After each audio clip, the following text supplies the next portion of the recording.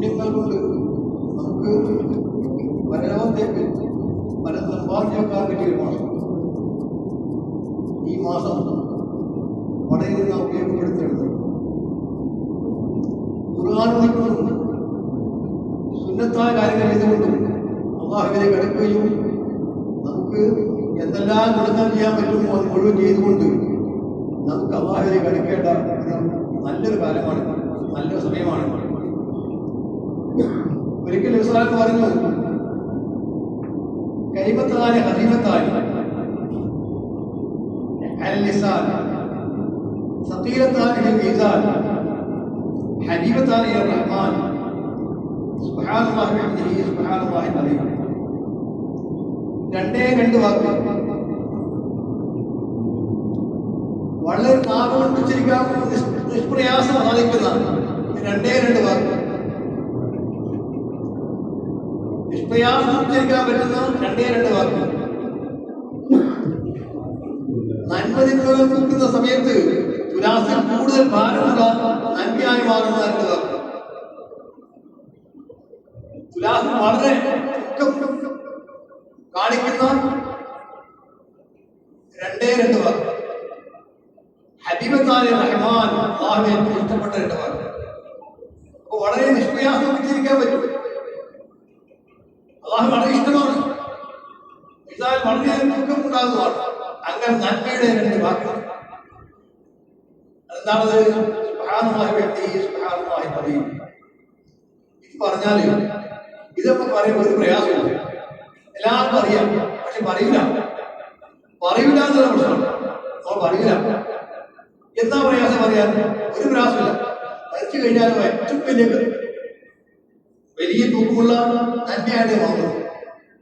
സുബ്ഹാനല്ലാഹി വബിഹംദിഹി സുബ്ഹാനല്ലാഹിൽ അലീം. റമദാൻ മാസം പറഞ്ഞാലോ എന്റെ കാര്യം പറയുവാണ്. ഏത് നന്മ ചെയ്താലും 70,000 വരെ പ്രതിഫലം കിട്ടുന്ന ഒരു മാസമാണിത്. നന്മകളുടെ ശരിയായ കാലമാണ്.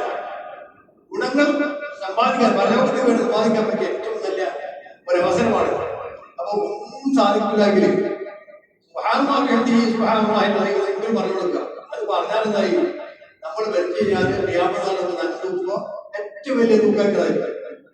പിന്നെ തിന്മകളൊന്നും പിന്നെ എന്താവില്ല, കാണാനുണ്ടാവില്ല. അത്രയും നല്ല വാക്കാണ് ഈ രണ്ട് വാക്ക്. അപ്പോ ഇത് നമ്മൾ ജീവിതത്തിൽ കൊണ്ടുവരണം. റമദാനാകട്ടെ എല്ലാവരും സമയത്താവട്ടെ. ഇത് നമ്മൾ മാത്രം പറഞ്ഞാൽ പോലെ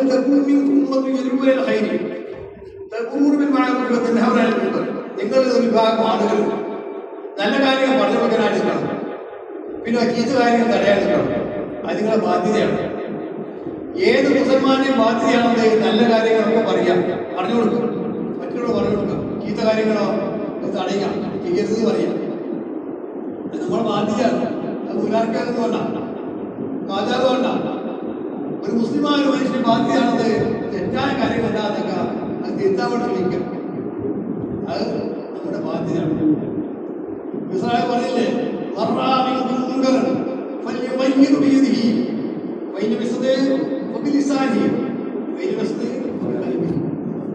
നിങ്ങൾ ആരെങ്കിലും തെറ്റായ കാര്യങ്ങൾ ചെയ്തത് കണ്ടാൽ, നിങ്ങൾ കൂടുതൽ ചെറുപ്പക്കാർ അല്ലെങ്കിൽ പ്രായമുള്ള ആളുകൾ തെറ്റായ കാര്യം ചെയ്ത് കണ്ടാൽ വലിയ രീതി കൈകൊണ്ട് പിടിച്ചു വെക്കാൻ പറ്റും. പിടിച്ചു വെക്കാൻ നിർത്താൻ, കൈകൊണ്ട് പിടിച്ചു വെക്കാൻ പറ്റുമെങ്കിൽ അതൊക്കെ പിടിച്ചാൽ നിർത്താം.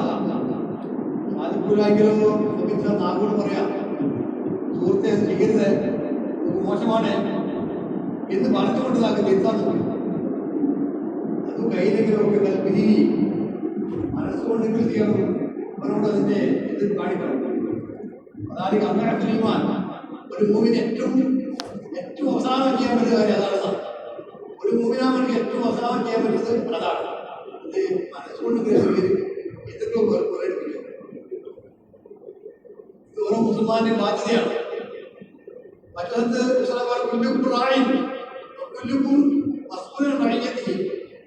നിങ്ങൾക്ക് ഓരോരുത്തർക്കും ഓരോ ഉത്തരവാദിത്തമുള്ള കാര്യമൊന്നും നിങ്ങൾ മറക്കരുത്. ഓരോരുത്തരും ഓരോരുത്തരും ഉത്തരവാദിത്തമുള്ളവരാണ്. അവരുടെ ഉത്തരവാദിത്തത്തെ കുറിച്ച് ചോദിക്കും.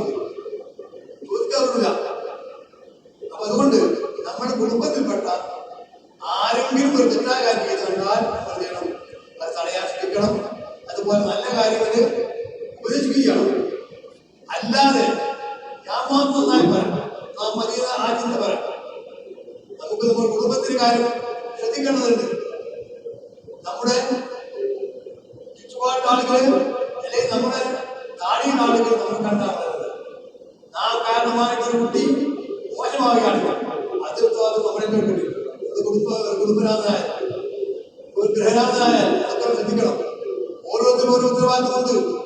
ഇങ്ങനെ ചില കുട്ടികൾ മൊബൈലോടെ ഇങ്ങനെ കളിക്കും. അങ്ങനെ കളിക്കുന്ന മൊബൈലിൽ എഡിറ്റാവും. എഡിറ്റായാലോ അവസാനം ഈ നാട്ടിൽ സംഭവിക്കുമ്പോൾ ഞാനത് സൂചിപ്പിക്കുന്നുണ്ട്. അതുകൊണ്ട് വളരെ ശ്രദ്ധിക്കേണ്ട കാര്യമാണ്. നമ്മുടെ കുടുംബത്തിൽ ഓരോരുത്തരും കാര്യം ശ്രദ്ധിക്കാനുള്ള അവസരമുണ്ട്. തെറ്റായ കാര്യം കണ്ടാൽ അത് കൈകൊണ്ട് തടയാൻ പറ്റുമ്പോൾ തടയുക, പറ്റുമെങ്കിൽ നാവുകൊണ്ട് പറയാം. അതും കൂടി ആത്മഹത്യാഗ്രഹോ മനസ്സുകൊണ്ട് വെപ്പിക്കണം. അല്ലാതെ നമ്മുടെ തീരുമാനമാവില്ല.